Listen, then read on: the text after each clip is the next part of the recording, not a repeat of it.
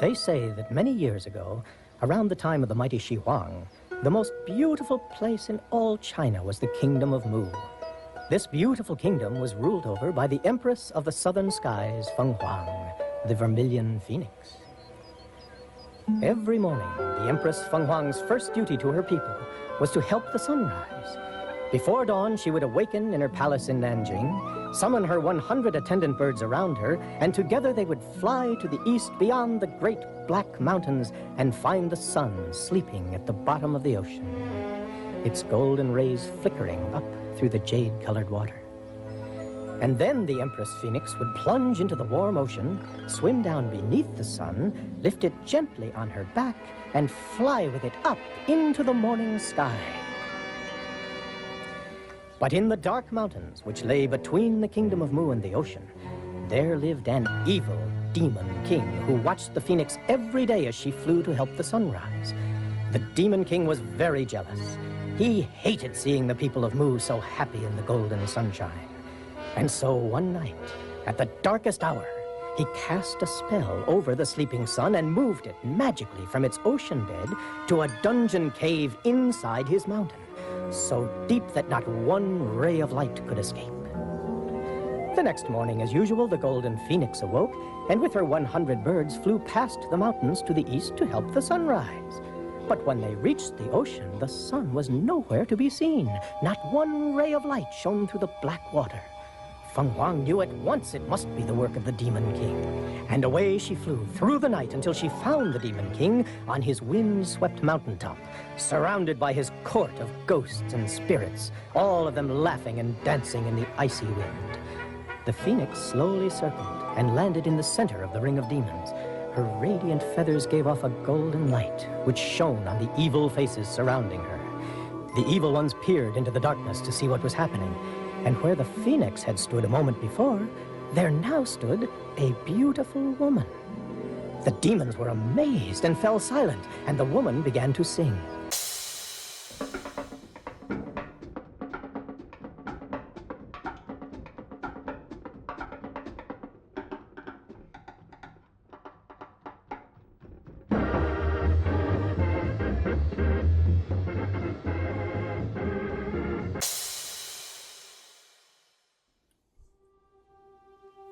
Tears turned river, turned ocean, turned oceans. The space between our lands is a well for the thoughts we'd rather ignore. Unhelpful thoughts, reminders of the past. They well up in our eyes and flow into our gutters. Let them be drained out into the ocean. Let the golden rays of that sun shimmer upon them. Let them boil and be purified. Let those tears add to the ocean. Let them replenish what we have taken.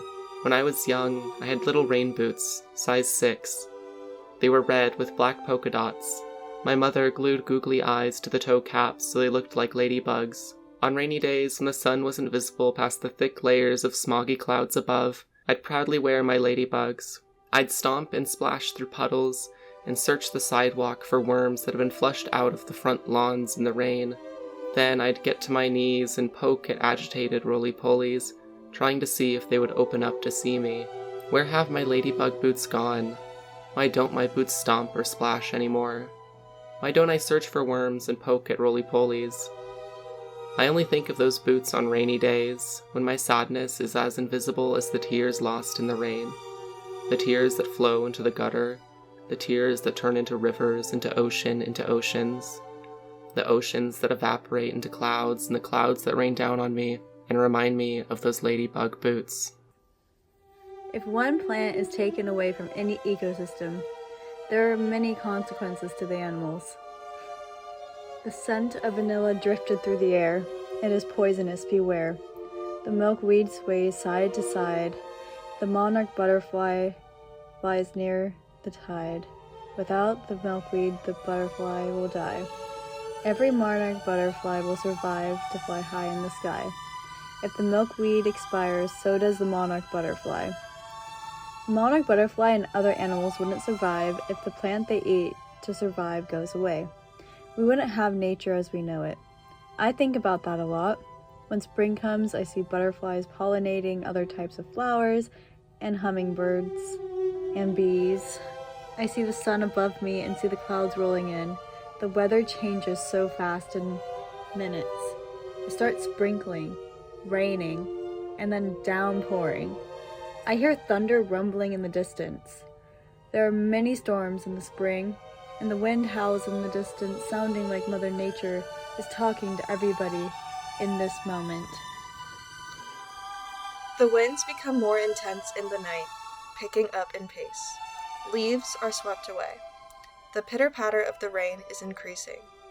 The ominous sounds of thunder begin rumbling, warning animals to stay in their shelters. Lightning strikes. Though destructive and unpredictable, it is illuminating. Though pretty to look at, no one should venture too close. The balance between beauty and life-threatening is at play. The storm rages on and on, looking like there is no end in sight. Then, there is nothing. No wind, no rain, no thunder, and no lightning. The morning has come. The sky gradually begins to change from pitch black to dark blue, to dark purple, and then to a pale pink color. The orange golden glow of the sun begins to peek its head at the horizon, and continues moving upwards, starting the day. We know that even if the sun goes away at night, especially in the unknown of the storm, that it will always return. The sun is a constant. The doves know it too. The dolphins, the seagulls, even the owls know it too. The sun is a constant, and then the moon rises until it settles, all of the animals pacing themselves to find their sleeping spot and position where the earth sits perfectly still for them. Silent. The leaves continue flying away, and that wisping noise of the trees moving in the mist of the dusk, finding a nice place to sleep. From the mudflats to sandbars, they dip the peg of their chin buried beneath their chest, floating above the littered waters that they remember being once clean.